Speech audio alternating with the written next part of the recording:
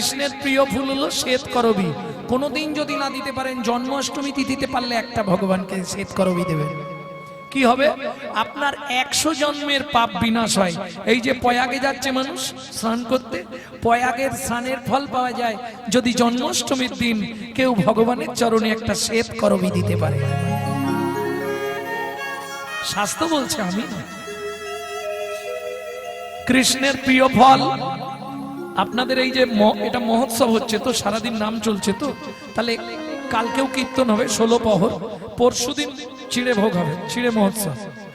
যাই হোক, এই মহোৎসবের যে পদাবলী কীর্তন আছে, পদাবলী কীর্তনে বলা আছে শ্রীকৃষ্ণের প্রিয় খাবার কি? হরি কাঁঠালিয়া মত্তমান গন্ধ তুলসী, হরি মাথালিয়া মত্ত মনে গন্ধ তুলসী।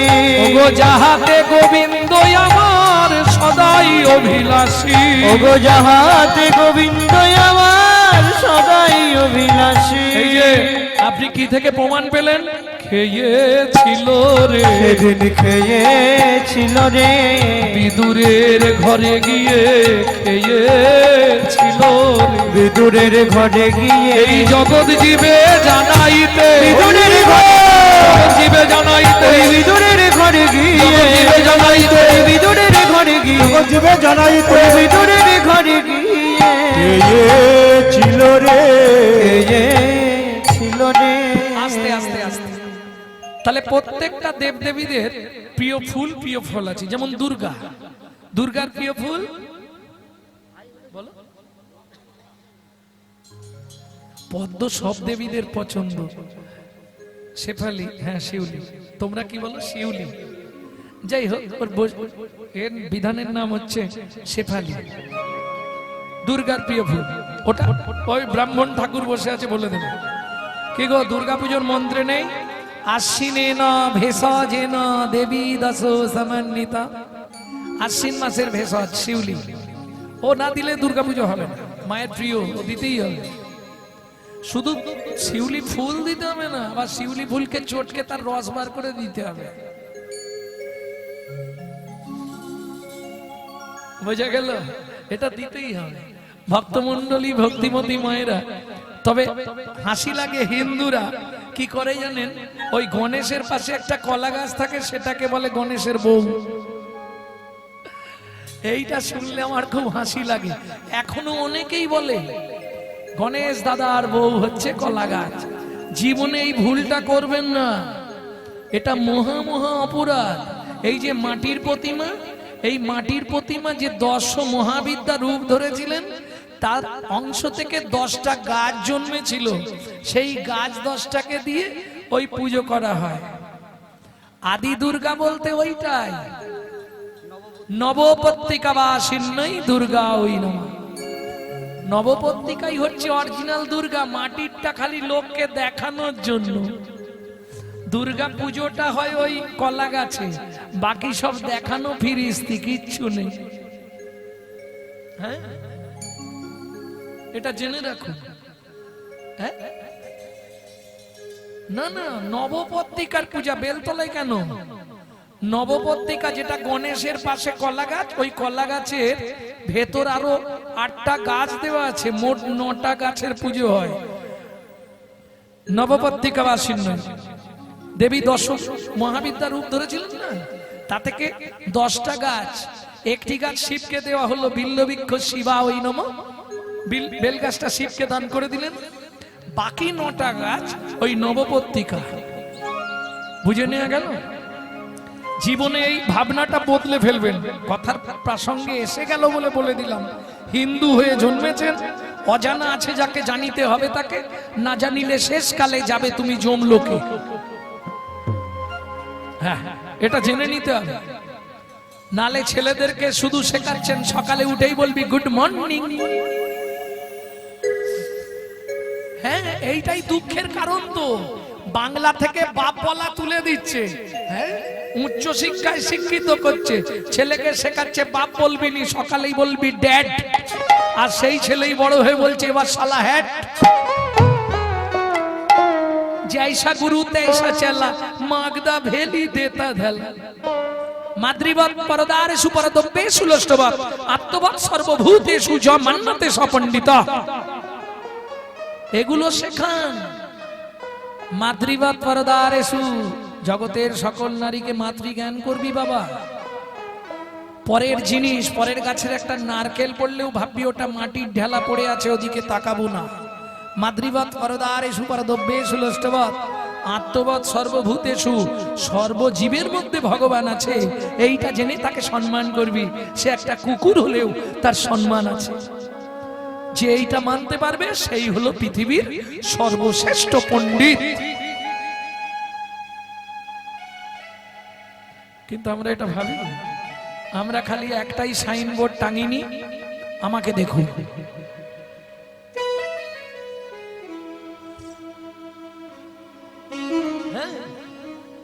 দেখবেন কি নারী কি পুরুষ রাস্তায় যখন চলে তার সাইনবোর্ডটা আমি দিয়ে দিচ্ছি, আমাকে দেখুন।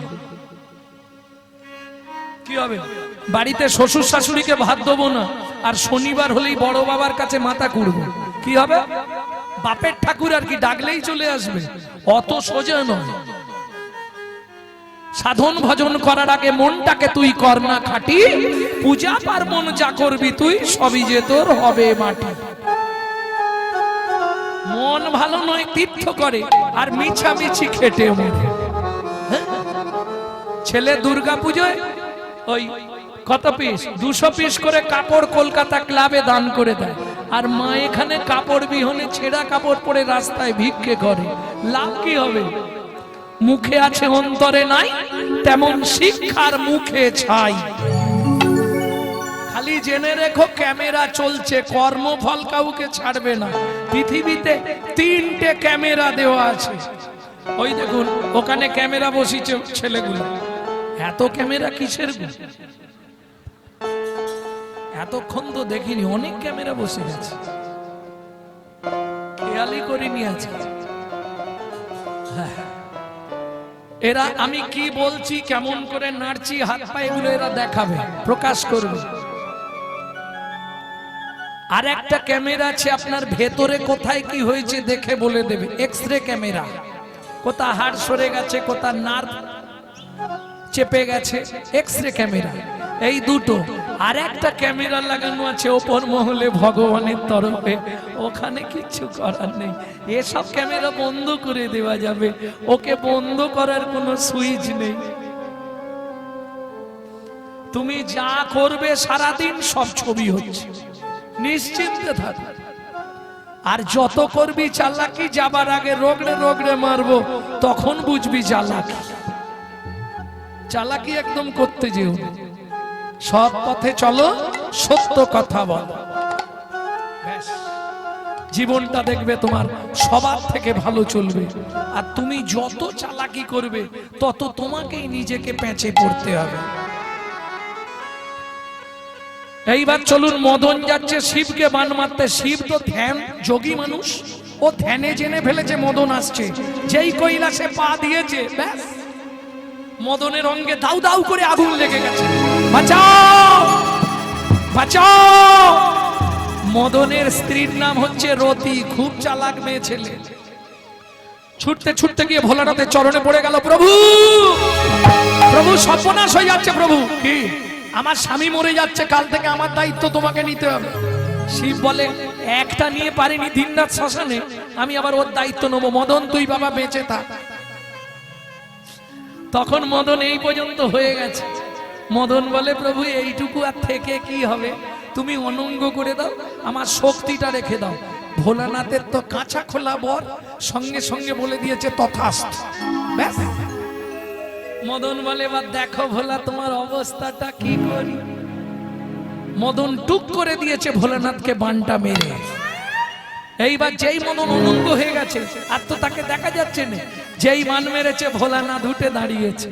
ও মাইরা, এখন তুলসীর মালা গলায়, এই রাস্তা দিয়ে যদি বিড়ি ফুঁকতে ফুঁকতে যাই, তিলক করে তুলসীর মালা পরে, লোকে গায়ে থুতু দেবেন, বলবে বৈষ্ণব ধর্মের কলঙ্কটা হেঁটে যাচ্ছে দেখ। যদিও এই রকম কিছু মালেদের জন্যই বৈষ্ণব ধর্মে কলঙ্কিত হয়ে যাচ্ছে। হ্যাঁ, এখন ভোলানাথ পরম বৈষ্ণব, সে যদি খারাপ কিছু করে ফেলে তাহলে বৈষ্ণব সমাজটা কলঙ্কিত হয়ে যাবে। শিব ছুটলেন, যেই শিব ছুটছে দেখেছে নারায়ণও ছুটেছে। লক্ষ্মী, কি হলো প্রভু? আমার একটা শাড়ি আমাকে দাও। শাড়ি কি করবে? আমাকে এখন নারী সাজতে হবে, নাহলে শিবকে আটকাতে পারবো না। এত চিন্তা করি শ্রীনারায়ণ হরি, এত চিন্তা করি শ্রীনারায়ণ হরি, দাঁড়াইলো নারী রূপ ধরি, পিছন হতে ভোলা ছুটিয়া আসিয়া তাহারে ধরিল জড়ি। ওগো পিছন হতে বলা ছুটিয়া আসিয়া তাহারে ধরিল জড়ি। ওগো পিছন হতে ভোলা ছুটিয়া আসিল তাহারে জড়িল ধরি। বলে রূপসী নাকি পিয়সী গে, বলো বলো রূপসী নাকি পিয়সী হে। একবার ফিরে যাবো মোর প্রাণে। কি গো, এই এই গো, কি হলো গো? আরে শোনো না, এই এই হাসির কিছু নেই, জবার মায়ের হাসি দেখো। আগেকার দিনে তো এইরকমই ডাকতো, ডাকতো নি, তাহলে হাসির কি আছে? কই গো, এই কি গো, শুনছো? ও গো, ডাকতো নি। তার আগে ছিল মা, টেপার মা, টেপির মা, খোকার মা, খুকির মা, ও মা। আরো তার আগে ছিল বউ, ছোট বউ, বড় বউ, মেজ বউ, সেজ বউ। এগুলো ডাক ছিল আগেকার দিনে। এখন তো কলিকাল সব ডাইরেক্ট। হ্যাঁ, ও চৈতালি, কে গো, বিশ্বজিৎ এলে নাকি? যে দেশেতে এলো গোরা বদলে গেল সে সব ধারা। ধুতি ছেড়ে লুঙ্গি পরা, হায় রে কলির হবে কি? শিষ্য হয়ে না পালিবে গুরুর বচন, পিতা মাতায় না মানিবে পুত্র কন্যাগণ অশ্বমের যাগযজ্ঞ না হইবে পূর্ণ, জাতি ভেদ থাকিবে না, হবে এক বর্ণ। পরেরটা বলা যাবে না, আমার গায়ে লেগে যাবে। ব্রাহ্মণের ব্রহ্মত্ব লুপ্ত হয়ে যাবে, সব রঙ্গরে ভাই কলিতে ঘটিবে। পিতার সঙ্গেতে পুত্র চাতুরি করিবে, দ্বাদশ বছরে কন্যা গর্ভবতী হবে। মহাকলিগতে ঘোর কলির অধিষ্ঠান, মনুষ্য জন্মে সব বৃহৎ প্রমাণ। ভয়ে কেউ না যাইবে বেগুন গাছের কাছে, আকশিতে তুলিবে বেগুন সব গাছে গাছে। ব্যাঘ্রেতে পশিবে ছাগ মহিষে মুসিক, তেলি মেয়ে রাজকন্যা মালি যে প্রেমী। শূদ্র হবে গুরু আর শিষ্য হবে ব্রাহ্মণ, কলিযুগে এক বর্ণ হইবে যব। উদয় দ্বাদশ রবি হইবে গগনে, গৃহদাহ হবে সবাই রবির কিরণে। জলে জলময় আবার হবে ত্রিভুবন, পূর্ব মঠবত পত্রে ভাসবে নারায়ণ। সেই মতো সত্যযুগ করিবে সৃজন, কলির করচা তুলসী দাসের, কলির করচা তুলসী দাসের করচা তুলসী দাসের হোলি। কলির করচা তুলসী দাসের আস্তে আস্তে আস্তে। কি গো, এই আরে ঘোরো না। হাসির কিছু নেই মা, আগেকার দিনের নিয়ম ছিল নাভি মাপ করে তোমাকে ঘোমটা দিতে হবে। এই আগেকার তো ঠাকুমাদের কাউকে দেখতে পাচ্ছি না। ঠাকুমা, তোমাদের আগেকার নিয়ম কি ছিল? নাভি মেপে ঘোমটা, একদম এই পর্যন্ত ঘোমটা টানা থাকবে। এটার নাম ছিল কুল ঘোমটা। যে না দেবে তাকে কুলের বাইরে করে দেবে, কুলের বৈরি, তার সঙ্গে কেউ কথা বলবে না। তারপরে এলো এই জায়গায় নাম ছিল মান ঘোমটা, আর এখন একবারে খোপার নিচে সেফটিকিন ঘোমটা। এখন ঘোমটা দিলে কানেরটা দেখাবে কি করে? যার জন্য আন্দোলন করে তুলে দিয়েছে ভক্তমন্ডলী, ভক্তিমতী মায়েরা। এই দেখি দেখি দেখি দেখি দেখি, বাবা কতখানি ঘোমটা দিয়েছে, খোলো দেখি, খোলো দেখি, কি সুন্দর দেখতে তোমাকে গো, গায়ের রং পুরো ফর্সা চকচকে। এ কি প্রভু,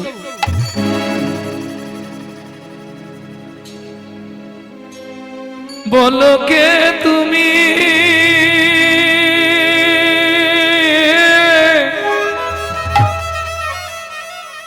বলো বলো বলো বলো বলো কে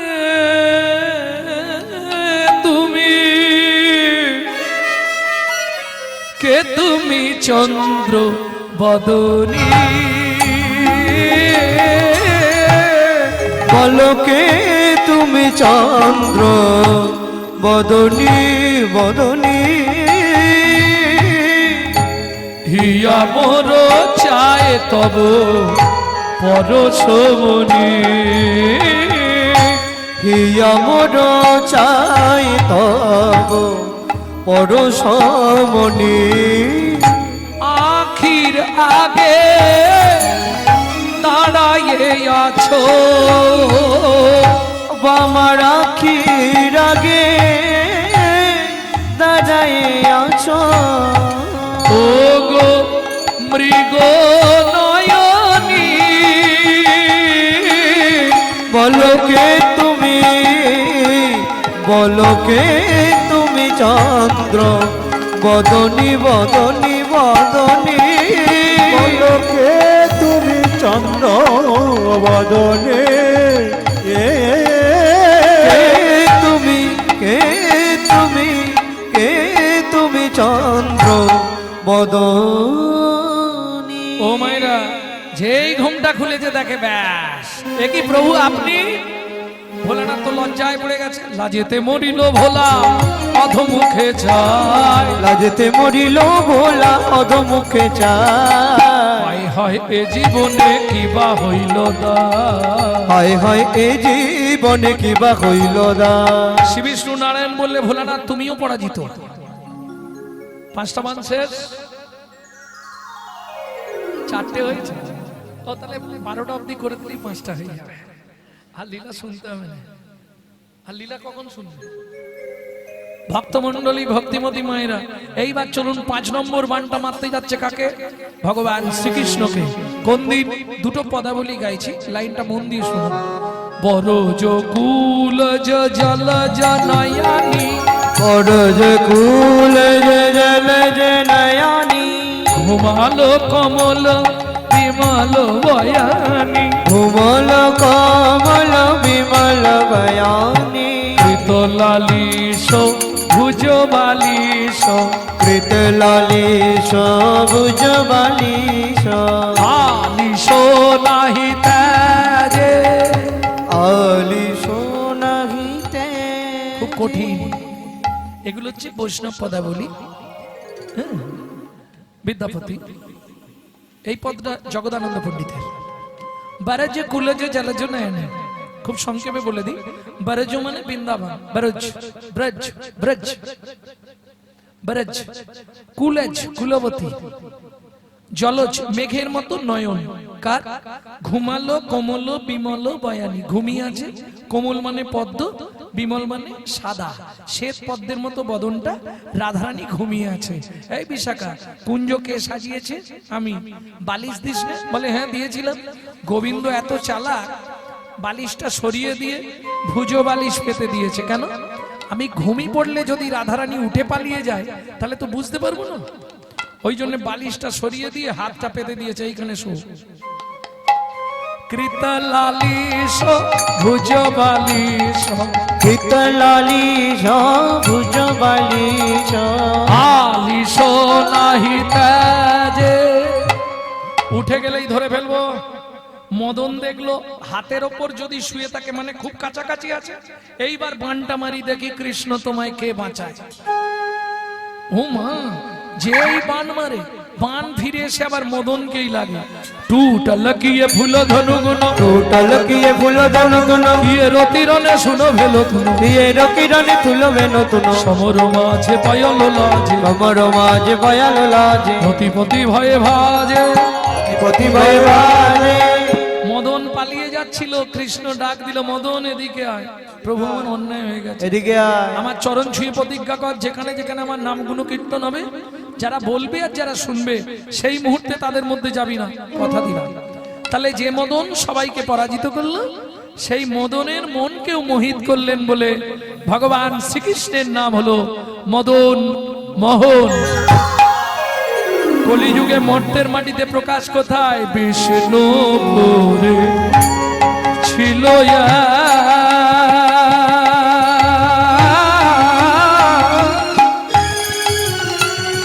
নিতাই গৌরী হরি হরি হরি বল, হরি হরি হরি বল।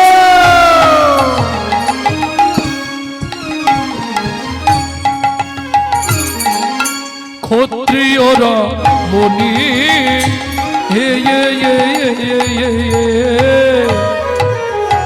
দেব দিজে ভক্তিমতি সতী শিরমনে।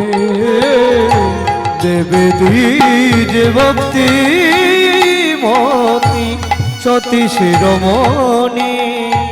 দেবতা এবং দ্বিজ, ও মায়েরা, দেবতা দ্বিজ, দ্বিজ মানে যার দুইবার জন্ম, ব্রাহ্মণ, দেখলেই ভক্তি করত। কিন্তু মুশকিলটা কি জানেন? এই সনাতন দাস তৎকালীন যুগে ছিলেন একজন বড় যোদ্ধা।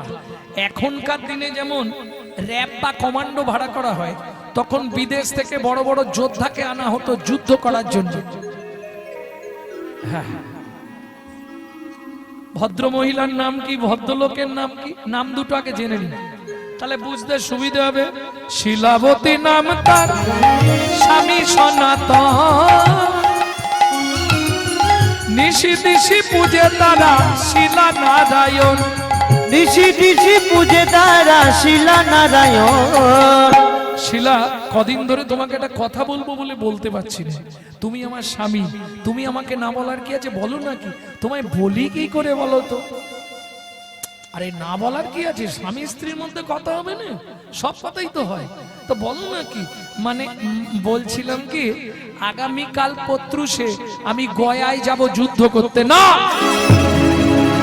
কেউ না জানুক তুমি আমার স্বামী। তুমি জানো আমি 8 মাসের গর্ভবতী, আর সন্তান গর্ভে থাকাকালীন বাবা মাকে কোনো জীব হত্যা করতে নেই, তার সাইড এফেক্টটা বাচ্চার মধ্যে আসতে পারে।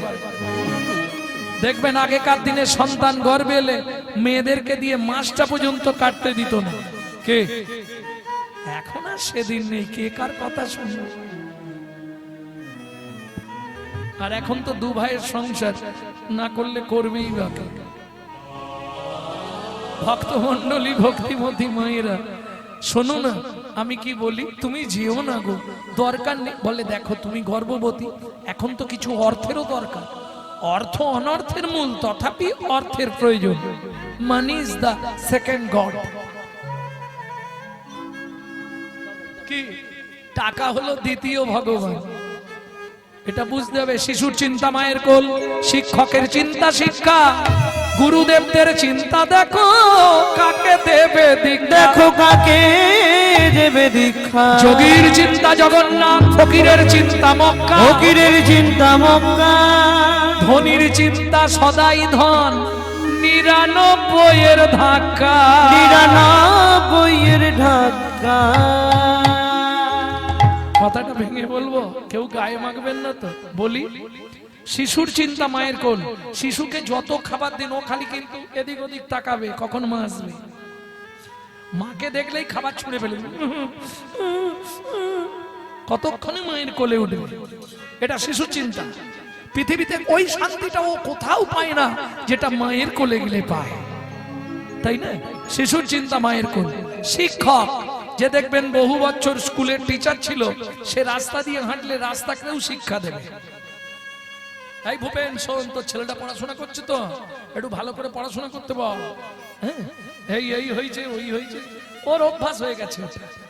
আর গুরুদেবরা জানে শিষ্য বাড়াতে পারলেই লাভ। কানে একবার দিয়ে দেবো ফিস ফিস, আর মাঠে মাঠে মাঝে মাঝে মাল পৌঁছে দিস। যোগীর চিন্তা জগন্নাথ।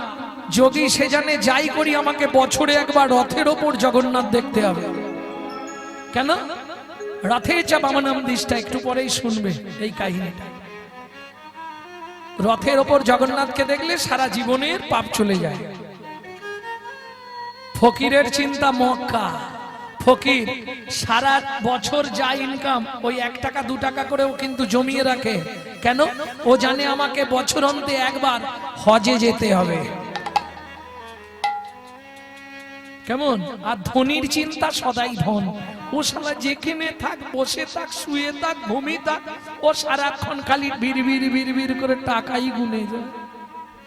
হ্যাঁ, আপনি দেখবেন চাঁদা চাইতে যাবেন, এটা যদিও বাড়ির অনুষ্ঠান, বারোয়ারির অনুষ্ঠানে 100টা টাকা দিন না, কি করে দেবো বলতো? এবারে আলুর বাজার খুব খারাপ। আরে আলু ঢুকাতেই পারছি নি, মাঠে পড়ে নষ্ট হয়ে যাচ্ছে, আর তোকে টাকা দেবো?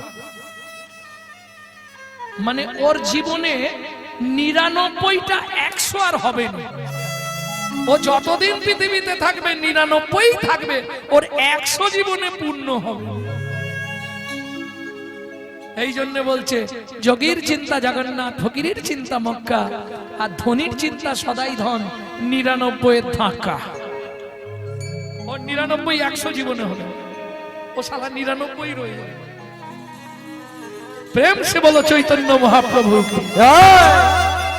ভক্তমণ্ডলী, ভক্তিমতী মায়েরা, এইবার চলুন তাহলে শুনে নি। শিলা, কাল আমাকে যেতেই হবে, তুমি দুঃখ করো না। যেতে একদিন, আসতে একদিন, মাঝখানে 5টা দিন, এই 7টা দিন হলেই ঝামেলা মিটে।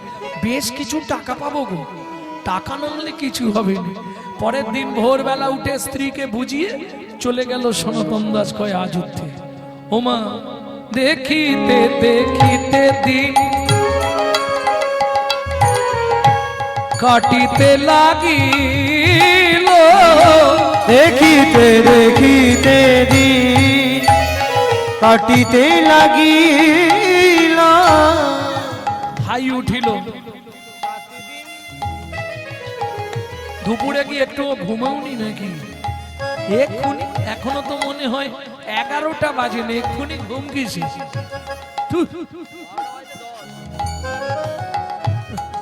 এমন করে ভাব নিয়ে বসে আছে সব, যেন মনে হচ্ছে কতকাল ঘুমাইনি। তাহলে আমি পৌষ মাসের 3 তারিখ থেকে রাত জাগছি, তবু মনে হবে 24 ঘন্টায় 2 থেকে 3 ঘন্টা ঘুমাচ্ছি। এই তো গান ছেড়ে যেতে যেতে ধরো 3টে 4টে বেজে যাবে, শোবো আবার 7টায় উঠে বেরিয়ে যেতে হবে। কতক্ষণ ঘুমাবো? কিন্তু দেখলে কেউ বুঝতে পারবে? তোমার ভাব দেখে মনে হচ্ছে তুমি মনে কতদিন ঘুমাও।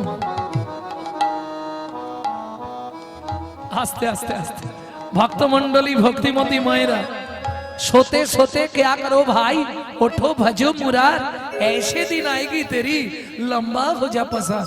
বেশি ঘুমাতে চেও না, তাহলে ভগবান খুব তাড়াতাড়ি কিন্তু ঘুম পাড়িয়ে দেবে। হাত জোড়ো করে বলছি, আমি নয়, তুলসীদাসজি বলছে, सोते सोते क्या करो भाई, उठो भजो मुरार, ऐसे दिन आएगी तेरी लंबा हो जा पसार। বেশি ঘুমাতে চেও না, তাহলে ভগবান তাড়াতাড়ি তোমাকে একবারে ঘুম পাড়িয়ে দেবে। খুব সাবধান, যত পারবে কম খাও, যত বেশি পারো বাতাসে বেড়াও। কেমন? যত পারো কম ঘুমাও, বাঁচার একটাই লক্ষণ, অল্প আহার অল্প নিদ্রা, শরীর তবে থাকবে ভালো। আর না হলে বেশি খাবো বেশি ঘুমাবো, তাহলে গেলে। হ্যাঁ, বেশিক্ষণ ঘুমিয়ে দেখবে কি হয়, বিছানা থেকে উঠতে ইচ্ছা করবে না, হাঁটুর মধ্যে টান টান টান টান, কটকট কটকট।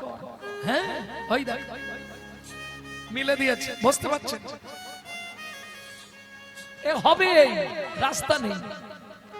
একদম সীমিত আহার করবে, সীমিত ঘুমাবে, শরীর কত ভালো থাকবে দেখবে। ভক্তমণ্ডলী, ভক্তিমতী মায়েরা, ও তো বুঝিয়ে চলে গেল, এ দিন গুনে যাচ্ছে। আরো দিন গুনছে কেন?